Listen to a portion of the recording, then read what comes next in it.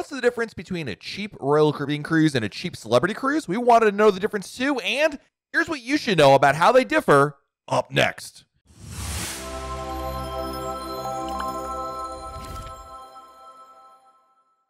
Hey everyone, it's Matt from RoyalCaribbeanBlog.com, and Celebrity Cruises is a sister company to Royal Caribbean if you didn't know that. And for that reason, it might be attractive to maybe dip your toe into celebrity and try a cheap celebrity cruise. But how is that different than a Royal Caribbean cheap cruise? Because after all, celebrity is more of an elevated experience, right? It appears to be more of a premium experience in some ways, and that got us thinking, how is it different? To that point, I asked Allie to go check out Celebrity, and we picked a cheap celebrity cruise to compare and contrast to a cheap Royal Caribbean cruise that she took. Here's what she had. Hey guys, this is Allie. I just finished sailing on board Celebrity Cruises for the first time, and I absolutely loved it. As a very loyal cruiser with Royal Caribbean, I've always been intrigued by Celebrity Cruises. Both cruise lines are owned by a Royal Caribbean group, but Celebrity just seemed like this older and cooler older sister to Royal Caribbean. From my research, Celebrity Cruises offered a more grown-up approach to cruising while still being very fun and trendy. The cruise line is more destination-focused than Royal Caribbean and aims to provide an accessible approach to luxury for adults. While researching spring break cruises, I was shocked to find a relatively cheap cruise on board Celebrity Silhouette. This cheap sailing was 4 nights over a weekend, sailing to Key West and Nassau with 1 sea day for us to explore the ship. This cheap cruise was $846 for 2 people and even included $100 onboard credit. I couldn't say no to this deal for a more upscale cruise line, and I easily convinced my sister to join me. We enjoyed a spring break cruise last year on Royal Caribbean's Mariner of the Seas, so we were eager to compare the two experiences. Here's how our cheap celebrity cruise compares to Royal Caribbean. First, when it comes to trying a new cruise line, I think it's really important to have realistic expectations. I'm always eager to try a new cruise line, as I firmly believe that there's a cruise line out there for everyone. Each cruise line has its own unique style and onboard experience. Since I grew up cruising with Royal Caribbean with my family, this has always been an obvious choice when I go to book a cruise. Because Celebrity Cruises is owned by the same company as Royal Caribbean, this cruise line has enticed me more than others. As I've gotten older, Celebrity Cruises has appealed to me more because it caters to the adult experience. My husband and I don't have any children, unless you count our dogs, so it feels like Celebrity might be a good fit for us at this stage in our lives. As someone who is very destination-driven when booking cruises, Celebrity's itineraries also really appeal to me because they go to incredible destinations like Antarctica, India, and Egypt. So these are pretty irresistible for me, and they're places that Royal Caribbean doesn't sail. For my first Celebrity cruise, my expectations were heavily influenced by my parents, who had just returned from their very first Celebrity cruise as well. On an 11-night sailing to the Panama Canal on Celebrity Edge, my parents, at age 62, said that they really enjoyed their experience, but they felt like they were probably the youngest ones on board. So they warned my sister and I that we might also be the youngest ones on our Celebrity cruise. My sister and I are 25 years old and 28 years old. Our parents said that we might even get bored by some of the entertainment because they felt most of the performances and live music were catered towards their demographic. With this in mind, my sister and I were prepared to have a more laid-back and relaxing spring break experience on board. In all honesty, the two of us can have fun on any cruise ship, so we were just more excited than anything to see what Celebrity had to offer. Although Celebrity caters more to adults, I was very curious then to see what type of demographics would be on board this cheap sailing.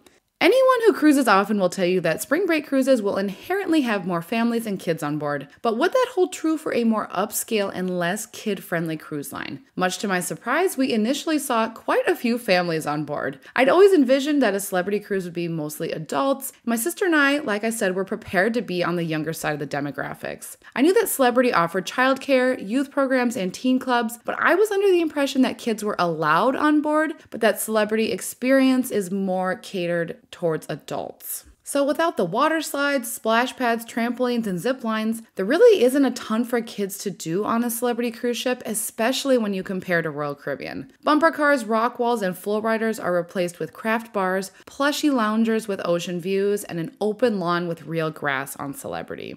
But this is where my expectations were totally wrong. While Celebrity Cruises is adult focused, it is not exclusively adults only. During our 4-night spring break sailing, we saw many families and a lot of kids on board from the very start. The first people we met in the elevator had 2 small children, and they said that this was their very first cruise. I was shocked that a family with young kids wouldn't choose to sail on Royal Caribbean instead, which arguably has way more to do for children on almost every single ship in their fleet. Personally, I would recommend Royal Caribbean to any family looking to take their first cruise, as their cruise ships have so much more to do for children of all ages. And even personally, I had a wonderful experience as a kid on Royal Caribbean growing up. The first night at dinner on our Celebrity Cruise, we were seated at a table for 2 in the main dining room. A family of 10 sat directly next to us with kids as little as 5 years old probably. The table on our other side had a very fussy toddler every single night of the cruise. Dinner involved many screams from the kids that we were surrounded by. I never thought that I would be hearing an entire table singing Baby Shark on a Celebrity Cruise, nor did I think that we would be hearing screaming toddlers during our dinner, but my sister and I laughed as we recalled our parents saying that we would surely be the youngest ones on board this cruise. But my sister and I really enjoyed the more laid back and chill vibes that we found on Celebrity Silhouette. Celebrity Silhouette had plenty of activities happening throughout the ship, but overall, we really enjoyed just having a laid-back and chill experience on board. My sister and I aren't huge partiers or major drinkers, so this cruise style was a perfect fit for us. We were impressed by all of the thoughtfully designed spots on board Celebrity Silhouette where we could relax and chill. The solarium had big, plushy loungers with towels perfectly folded. We spent almost every day in the solarium relaxing at some point. Throughout the cruise, you could find daybeds and large loungers to sit in on the top deck. I didn't feel like there was a problem with chair hogs, and the staff seemed pretty attentive with enforcing their 30-minute policy. Last year on Mariner of the Seas during our spring break cruise, we struggled to find chairs near the pool all the time, and you could forget about snagging one of those coveted daybeds in the solarium. This was never the case on Celebrity Silhouette. We were always able to find chairs, and even these luxurious seating options were available throughout the cruise.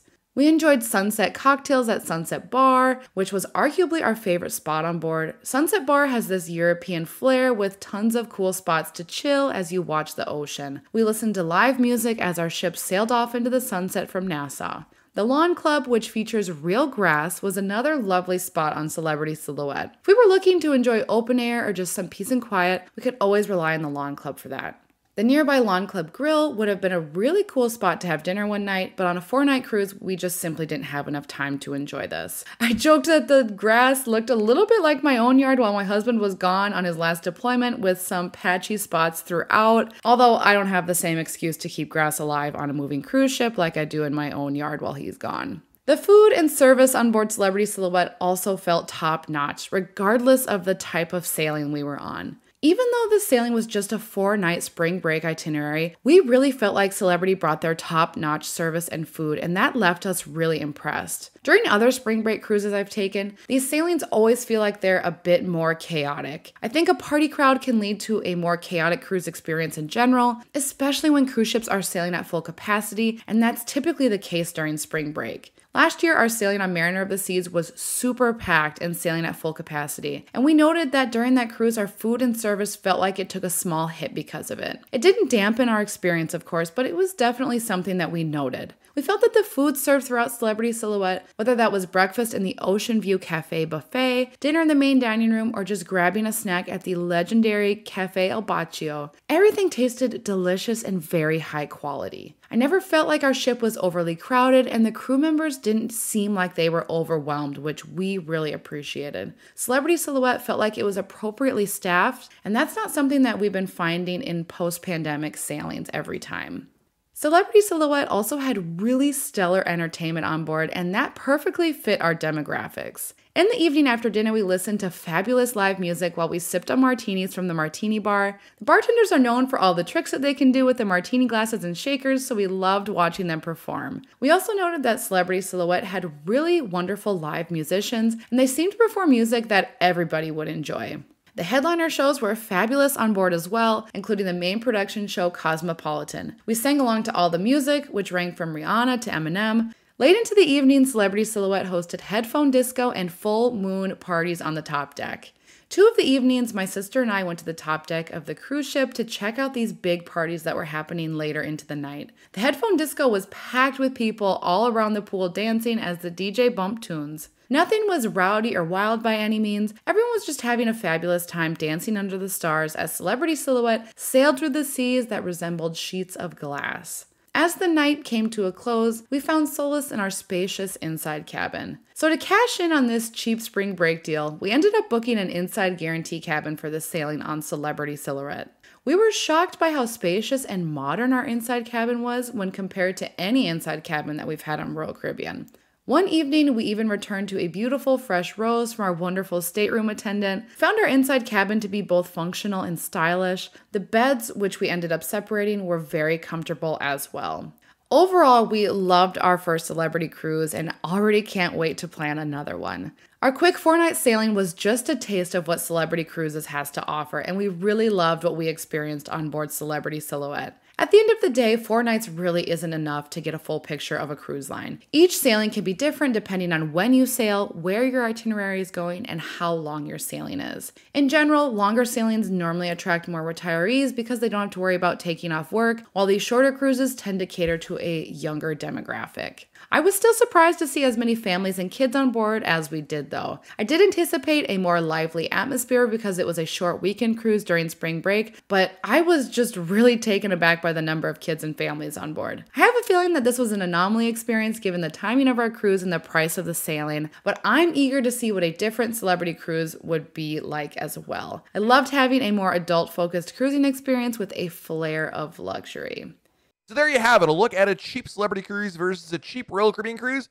So what do you think? Is it exactly what you thought it might be or completely different, more akin? You know, some things definitely surprised me about it, but I'm looking forward to hearing your comments below the video about what you think about a cheap celebrity cruise and how it compares to maybe a cheap Royal Caribbean cruise. Looking forward to checking those comments out. While you're below the video, do me a favor, hit that like button, subscribe to our channel, and turn on notifications. That way, YouTube will let you know we have a brand new video to share. This has been Matt from RoyalCaribbeanBlog.com.